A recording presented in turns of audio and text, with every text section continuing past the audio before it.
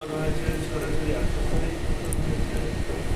এবং শেখ হাসিনার পরপর দুইবার পতন হয়েছে। তারা ক্ষমতায় এসে এই দেশের মানুষের মৌলিক অধিকার, গণতান্ত্রিক অধিকার, ভোটার অধিকার এবং সাধারণ মানুষের অধিকার সহ নিয়ে নিয়েছে। তখন আমরা এই 17টি বছর এই সরকারি শেখ হাসিনার বিরুদ্ধে আন্দোলন সংগ্রাম করি দেশটার তারেক রহমানের নেতৃত্বে। কারণ স্বৈরাচারী শেখ হাসিনা দেশভিত্তিক বেগম খালেদা জিয়া এবং তারেক রহমানকে দেশ নির্যাতন করেছিল এবং আমাদের দেশটি থেকে জেলে করে রেখেছে। শেখ হাসিনার উদ্দেশ্য ছিল যদি খালেদা জিয়াকে জেলে রেখে হত্যা করা যায় এবং তারেক রহমানকে দেশত্ব করা যায় তাহলে বিএনপি ভেঙে থাকবে। কিন্তু সে আশাটা শেখ হাসিনা পূরণ করতে পারে। বর্তমান রাজনৈতিক প্রেক্ষাপট এমনকি আইন শৃঙ্খলা পরিস্থিতিতে আপনার নির্বাচনী পরিবেশটা কতটা আপনি চ্যালেঞ্জিং মনে করেন? সেই সঙ্গে বাংলাদেশ জামায়াত ইসলামী ও ইসলামী আন্দোলন বাংলাদেশ থেকে আপনার আসলে প্রার্থী দেওয়া হয়েছে, ওই জায়গা থেকে আপনার পরিবেশটা কতটা চ্যালেঞ্জিং মনে করতেছেন বা কতটা অস্বস্তিকর না স্বস্তিকর আপনার কাছে? আমরা আসলে বড় দল বড় দল ইউনিয়ন কেন আমরা জামাত ইসলাম বলেন বা অন্যান্য দল বলেন ছোট দল বড় দল আমরা কাউকে দুর্বল ভাবে আমরা চ্যালেঞ্জের মোকাবেলা করেই তাদেরকে বড় করেই আমরা আমাদের নির্বাচনের প্রতিষ্ঠা দিচ্ছি। মানে আমরা আমাদের থেকে তারা বেশি শক্তিশালী মনে করি আমরা তাদের সাথে নির্বাচন করব এবং আমরা তাদের সাথে মোকাবেলা করে ভোটের মধ্যে দিয়ে আমরা তৈরি হব। আপনার সংসদে আসলে আগামী নির্বাচনে আপনি জনগণের জন্য কি ইস্তেহার রাখছেন? এগুলোদের সব থেকে সমস্যায় এগুলো অগ্রাধিকার দিচ্ছেন কয়েকটি ইস্তেহার আসলে আমাদের ঢাকা 5 আসনের স্বাধীনতার পরে উন্নয়ন বলতে কিছু হয় মানে সরকারি কোনো প্রতিষ্ঠানই নেই। মেডিকেল বলেন, হসপিটাল বলেন,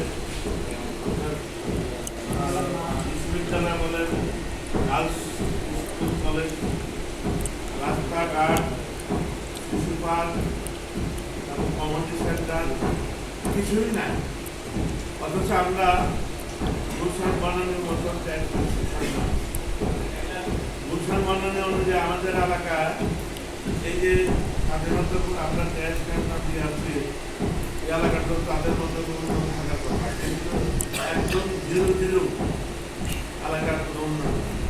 বাস্তবে আমাদের ব্যাংকের প্রতিটি আসনে অনেক উন্নয়ন আছে। ঢাকা গুলশান বানানি আমাদের পার্শ্ববর্তী ঢাকা 6, 7, 8 সারা ঢাকা শহরের উন্নয়ন, সরকারি প্রতিষ্ঠান, স্কুল কলেজ, শিশু পার্ক, খেলার মাঠ সব কিছু আছে। আর আমার ঢাকা 5 ঘুরে থেকে জিরো উন্নয়ন সরকারি কোনো প্রতিষ্ঠানই নেই, কোনো উন্নয়ন নেই, কোনো বিনোদন নেই, কোনো নাগরিক চাহিদা কিছুই হয়নি। নির্বাচিত হওয়ার পর আপনি জনগণের কোন সমস্যার প্রথমে সমাধান করতে পারছেন সংসদীয় আসনে? আমাদের জনগণের মূল সমস্যা হলো আমাদের এই যে বিএনপি মাঠের ভিতর বিএনপির ভিতর বিএনপি প্রজেক্ট ছিল, এখন থেকে আমাদের লাখ লোক বসবাস করে, প্রায় 12 লক্ষ লোক এই বিএনপি প্রজেক্টের মধ্যে বসবাস করে।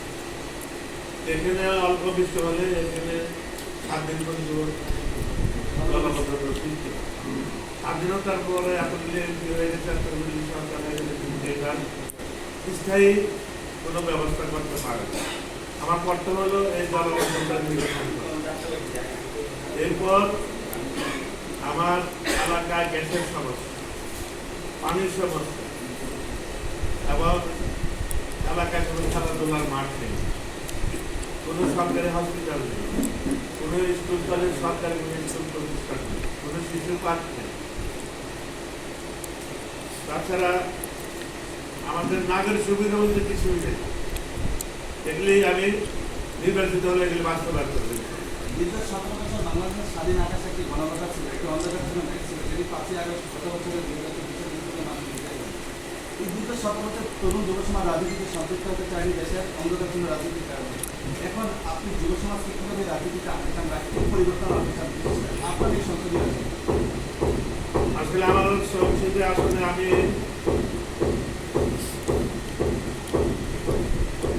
আমার রাজনীতি বয়স আমি আগে বলেছি যে প্রায় 40 বছর।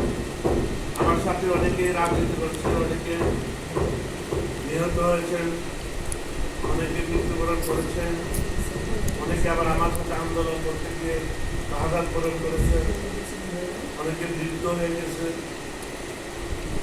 এখন বর্তমান এই বিএনপির রাজপথে তরুণদের সাথে আমি আছি। তরুণরা যার বয়স ছিল 40 বছর আগে, আমি রাজনীতি করছি 40 বছর আগে, যার বয়স ছিল 5 বছর, এখন তার বয়স হচ্ছে 45 বছর। এই তরুণদের নিয়ে আমি কাজ করে যাচ্ছি, আন্দোলন করে যাচ্ছি, সামাজিক আন্দোলন করে যাচ্ছি। এই তরুণরা আমার সাথেই আছে। এই তরুণরা অন্য কোনো প্রার্থীকে বেছে নেওয়ার সুযোগ নেই, কারণ তারা মাঠ পর্যায়ে আন্দোলন সংগ্রামের সামাজিকভাবে অন্য কোনো নেতৃত্ব তারা দেখেনি, আমাকে তারা দেখে। স্বাধীনতার পর প্রতিটি নির্বাচনে বাংলাদেশে নতুন একটি ইতিহাস সৃষ্টি করেছে। তবে সবচেয়ে দুঃখজনক বিষয় হচ্ছে নির্বাচনে যারা দাঁড়ায় বা নির্বাচনী প্রার্থীগণ জনগণকে ইস্তেহার দেয়, তারা বিভিন্ন কথা শোনায়, কিন্তু কোনো পরিবর্তন আনে না রাষ্ট্রের ক্ষমতায় চেয়ারে বসার পর। আপনি কি বিশ্বাসযোগ্যতা প্রতিষ্ঠা করতে চান এই সংসদীয় আসনে, যে জনগণ আপনাকে ভোট দেবে এবং আপনি তার বিনিময়ে আপনার এই সংসদীয় আসনে বিশেষ আমল পরিবর্তন আনবেন?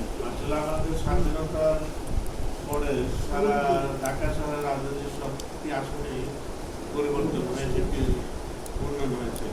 আমি তো আগে বললাম যে আমাদের ঢাকা 5 আসনের মানে কোনো উন্নয়ন পদ্ধতি কিছু হয়ই নাই। এই বাস্তবায়ন করতে হলে আমার তো অনেকটা সময় লাগবে, কারণ আমরা এই যে সরকারকে এত ট্যাক্স খাজনা দিয়েছি, তা আমার এই থাকবে যে আমার এই ট্যাক্স খাজনা অনুযায়ী আমার এলাকার উন্নতি দিতে হবে, বরাদ্দ দিতে হবে। বিগত দিনে স্বাধীনতার পরে যত ট্যাক্স খাজনা সেই পরিমাণের আমাদের উন্নয়ন দিতে হবে এবং এই যে সমস্ত অসমস্ত কাজগুলি করতে হবে। জনগণ যদি আপনাকে বেছে নেয়, আবার একই প্রশ্ন আমি বলছি, জনগণ যদি আপনাকে বেছে নেয়, আপনি কি জনগণের কাছে যে প্রতিশ্রুতি এখন দিচ্ছেন সবগুলো প্রতিশ্রুতি বাস্তবায়ন করবেন? জনগণের যে দাবি সবগুলি বাস্তবায়ন করব, কিন্তু যদি আমার এই 5 বছর আমি সংসদ সদস্য হতে পারি, 5 বছরের মধ্যে মনে হয় না সব কাজ করা সম্ভব। এখানে আমি আগে তো বলেছি ধীরে ধীরে উন্নয়ন। কোনো এমপি এলাকায় কোনো কিছু করেনি, কোনো উন্নয়ন বাস্তবায়ন করেনি। এটা আমার কিছুটা সময় লাগবে। ইনশাল্লাহ আমি যদি 2 টার্ম পাই, এটা আমি এই ঢাকার বুক, এটা ঢাকার গেট, আমার ঢাকা 5 আসন সবচেয়ে গুলশান বলেন ধানমন্ডল সবচেয়ে বেশি সুন্দর যে ব্রিজটা আমি দাঁড়ান করবো এই ঢাকা 5 আসন। ঢাকা 5 আসনের তরুণ ভোটার ও নতুন প্রজন্মের প্রতি আপনি কি বার্তা দিতে চান? ঢাকা 5 আসনের তরুণদের নিয়ে আমি আগে যে আবার 40 বছর আগে আমার সাথে যারা রাজনীতি করতে এবং জনগণ যারা ছিল, তারা তো অনেকে বৃদ্ধ হয়ে গেছে, তারা অনেকে দুনিয়া থেকে চলে গেছে। কিন্তু এই 40 বছর আমি আগে তো বলছি, যারা 5 বছর বয়স ছিল এখন তাদের বয়স 45 বছর, তারা সব আমার সাথে আছে। এই তরুণ ভোট আমাকে সবাই দেবে। আপনাকে জনতার এমপি নামে ঢাকা 5 আসনে সদরে জানে, কিন্তু আমরা সম্প্রতি দেখলাম বিএনপি সম্ভাব্য মনোনয়ন প্রার্থী অনেক জায়গাতে অনেকে মনোনয়ন বাতিল করেছে। এরকম কোনো সম্ভাবনার পরিবেশ আপনার জন্য আছে কিনা, বা আপনার কোনো চাপ আছে কিনা আপনি মনোনয়ন পাওয়ার পর আপনার দল থেকে? দেখেন, গত 18 সালে আমাকে সেই দিনে আমাকে নমিনেশন দিয়েছিল তারেক রহমান। সেই দুর্দিনে সেই ভোটার নির্বাচনে এত নিপীড়ন, নির্যাতন, অত্যাচারের মধ্যে দিয়েও আমাদের নেতা কর্মীরা ভোট কেন্দ্রে যেতে পারে নাই। তারপরেও 2 ঘন্টার মধ্যে আমি 70,000 ভোট পেয়েছি। এবার আমার এই ঢাকা এই 5 আসনে এমন কোনো ঘটনা ঘটে নাই, বা 5 তারিখের মধ্যে এমন কোনো চাঁদাবাজি বা দখলবাজি আমার নেতা কর্মীরা করার সুযোগ আমি দেই নাই। এটা আমি নিজেকে আমার কর্মীদেরকে নিরাপত্তা করছি এবং আগামী নির্বাচন পর্যন্ত আমার নেতা কর্মী বা আমার কর্মী বাহিনীরা এইসব অপকর্ম বা চাঁদাবাজ বা সন্ত্রাসের বা মাদক দ্রব্য থেকে দূরে থাকবে, এখনো থাকবে, ভবিষ্যতেও থাকবে।